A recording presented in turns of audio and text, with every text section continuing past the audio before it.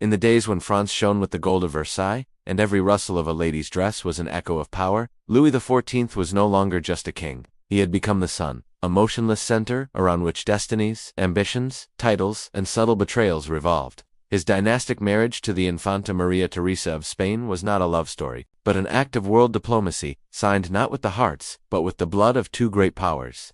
Maria Theresa arrived in France as a victim of a world bound by wars. In her eyes, fear of an unfamiliar land; in her hands, a symbol of unity. Louis met her with a smile that concealed the coldness of calculation. He understood. This union was the key to the legacy of the Spanish crown, but not to his personal happiness. Therefore, as soon as the rings were on the fingers, another dance began, a ball in which there were more mistresses than royal decrees. While the queen prayed in her chambers, Louis gave glances to the Marquise de Montes. She was not a naive provincial, like the previous favorites. There was poison in her words, power in her gait, a challenge to Catholic morality in her body. She became more than just a mistress. She became an eclipse of the sun. The ladies of the court, adorned with pearls and hypocrisy, gossiped as if they were weaving tapestries from rumors. Some bowed to the queen out of pity, others to the favorite out of fear. Still others became pawns in a chess game, where the king was both a player and a trophy. The priests whispered about the desecration of the marriage bed, but their blessings continued to sound at the balls. Meanwhile, Maria Theresa remained faithful.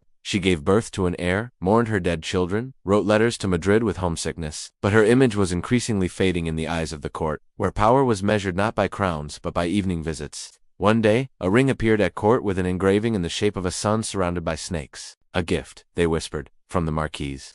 A symbol of victory over his legal wife. Or a reminder to Louis that even light needs shadow to shine. When Maria Theresa died, no one was surprised that the king did not wear black. He said that his heart was grieving, but his face did not change. The next day, the balls continued. The fountains of Versailles again played in the moonlight, and in the corner of the hall, another intrigue was already whispered. But history remembers not only gold and silk, but also the silence of the woman who brought peace to France and received loneliness in return.